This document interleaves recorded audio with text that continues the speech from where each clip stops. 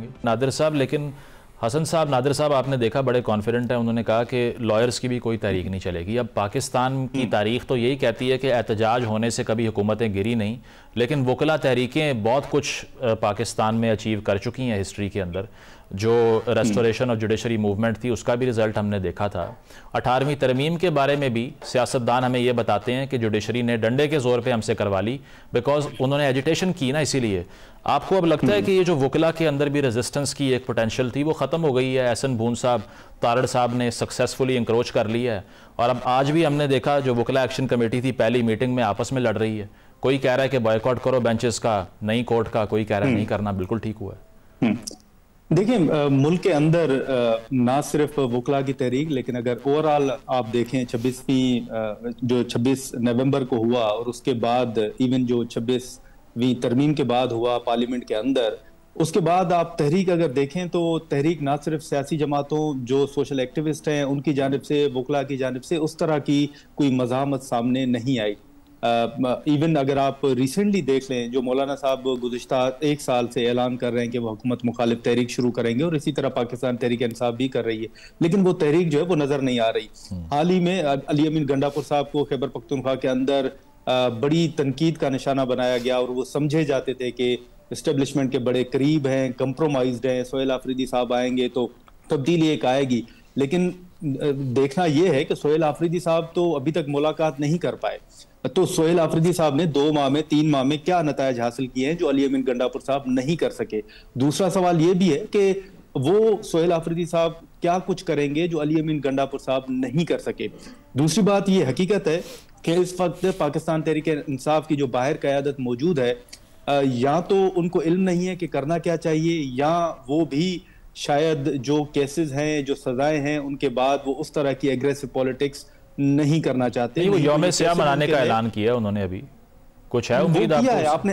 आपने कल parliament house के बाहर एहतजाज भी देखा होगा, वो एक अलामती एहतजाज होता है, लेकिन माजी में अगर आपने एहतजाज देखे हों तो वो इसके बिल्कुल बरक्स होते हैं। दूसरी बात ये, जैसे हसन साहब ने जिक्र किया कि जो 2 अपोजिशन लीडर्स हैं वो पार्टी के बाहर से हैं।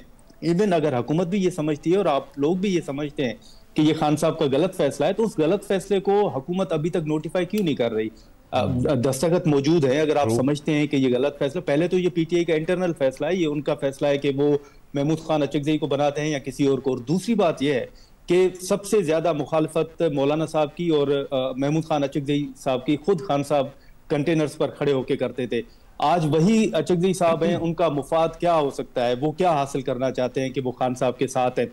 लेकिन मैं यहाँ पे एक बात जरूर कहूंगा, आपको याद होगा कि मुस्लिम लीग नून और पाकिस्तान पीपल्स पार्टी जब सेनेट के अंदर एक साथ थे तो उनके तहरीक अदम एतमाद जो चेयरमैन सेनेट के खिलाफ थी उस वक्त, उसमें 14 सेनेटर मजमूई तौर पर कम हुए थे। और उस वक्त दोनों जमातों ने कमेटियां बनाई थी और ये कहा था कि जो जिन सेनेटर्स ने जो अपनी पार्टी पॉलिसी के खिलाफ वोट किया उनके खिलाफ कार्रवाई होगी। लेकिन आज वही दोनों जमातें हैं जिनके 2 सेनेटर जो हैं अपोजिशन से लिए गए और फ्लोर ऑफ द हाउस खड़े होकर वो कह रहे हैं कि ये जो 2 वोट हैं ये जमीर के वोट हैं, ये जमीर की आवाज है। तो आप इससे अंदाजा लगा लें कि सियासी जमातों ने उस वक्त भी नहीं सीखा और अब बिल्कुल नजरियात जो होते हैं, नजरियात सिर्फ अपोजिशन में दिखाई देते हैं, ताकत में नहीं। हसन साहब, शॉर्टली 28वीं तरमीम की अब बातें हो रही हैं, कहा जा रहा है कि 1-2 हफ्ते में ये टेबल हो सकती है। 190A की अमेंडमेंट की बात है, MQM को राजी कर लेंगे, लोकल गवर्नमेंट्स को कॉन्स्टिट्यूशनल कवर मिल जाएगा। पीपल्स पार्टी का क्या करेंगे? अगर NFC को छेड़ दिया तो पीपल्स पार्टी जो पॉलिटिकल माइलेज हासिल करती आई है 18वीं तरमीम के बाद से लेके अब तक, कहाँ जाएगी, क्या करेगी? अच्छा, इतनी जल्दी 28वीं तरमीम नहीं आ रही जी, मैं आपको ये बता दूं। ये 2-4 हफ्तों की बात कर रहे हैं, ऐसी बात नहीं है, इसमें वक्त लगेगा जी, पहली बात। दूसरा जो है, इसमें अभी मुशावरत होनी है, कंसेंसस डेवलप करना है। और एक अहम बात मैं करना चाह रहा था, गोंदल साहब बात कर रहे थे, देखें इस वक्त अदालतों ने कोई फैसले सुनाए हुए हैं 9 मई के मुतल्लिक। उन्होंने साइंस सुनाई हुई है जो कि इंसाद दहशतगर्दी की अदालत ने सुनाई हुई है। उमर अयूब साहब आज भी कैंपेन लीड कर रहे हैं अपने एलिया की, और उनको वहां की खैबर पख्तूनख्वा की जो गवर्नमेंट है वो प्रोटेक्शन प्रोवाइड कर रही है।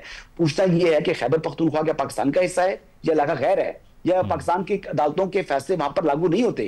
तो यहाँ पर जहां पर जोर चलता है, जहां पर हुकूमत होती है, वो अपनी मनमानी कर रही होती है। ये वो आइन के मुताबिक, कानून के मुताबिक चल रहे हैं।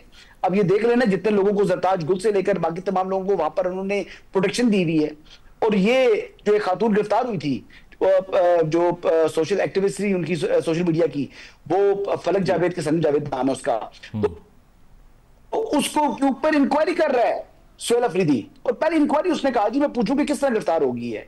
भाई वो अदालती मफरूर थी, वो सजा याफ्ता थी, उसको वहां से गिरफ्तार करना तो आपको उसको मेडल देना चाहिए, ना कि आप इंक्वायरी कर रहे हैं। तो ये इनके अपने रवैये हैं। ठीक है, लास्ट 30 सेकंड्स है, उमर रिस्पॉन्ड कर दें। वैसे आपस की बात है, अगर उमर अयूब गिरफ्तार ना हो तो इलाका गैर है, लेकिन हमने अलीमा खान को गिरफ्तार नहीं करना चूंकि वो लीडर है, उनको कहीं से सपोर्ट है। वैसे कैसा आर्गूमेंट है कि दो लोग हैं, एक को सजा है, एक सजा है, कन्विक्शन नहीं है, वो कह रहे हैं सजा याफ्ता नहीं, सजा याफ्ता है, उसके बारे में कहा जा रहा है जिनको क्यों नहीं आप पकड़ रहे, जिनके वारंट गिरफ्तारी है, जिनके आप कह रहे हैं, तो उनको गिरफ्तार करें ना। वारंट गिरफ्तारी का मतलब ये है कि आप कोर्ट में प्रोड्यूस करेंगे, आपने 10 बार किए। देखिए बात सिर्फ ये है कि ये जो सारी बातें सजाएं हो रही हैं, ये सजाएं हमें पता है कि सजाएं होनी हैं, और ये सजाएं पहले सुनाई भी गई हैं। और सियासी जो जमातें हैं वो क्या आप करेंगे कि वो बहुत आइडियल पाकिस्तान के अंदर वो चीजें हो गई। आप कहें जी खैबर पख्तूनख्वा के अंदर तो बड़ा सिस्टम है, वहां पर जिनको आपने पकड़ना था, जिस तरह सरम जावेद को पकड़ लिया, बाकी भी आपने, लेकिन एजिटेशन नहीं हो रही। नहीं, एजिटेशन फिलहाल लॉयर्स भी नहीं कर रहे। जहां तक अगर मेरे से पूछेंगे एज ऑफ दिस मोमेंट, मुझे नहीं लग रहा कि सामने कोई ऐसी मूवमेंट आ गई है जिसकी बुनियाद के ऊपर सिस्टम जो है वो हिल के रह गया। हाँ, कल को चंद हफ्तों बाद, महीनों बाद कोई मोमेंटम बने तो उसका फिलहाल मजामत का कोई इम्कान नहीं है। बहुत शुक्रिया हसन अयूब, उमर दराज गोंदल साहब, नादिर गुरमानी साहब मौजूद थे। ब्रेक शामिल करते हैं, ब्रेक के बाद वापस आएंगे। Stay with us.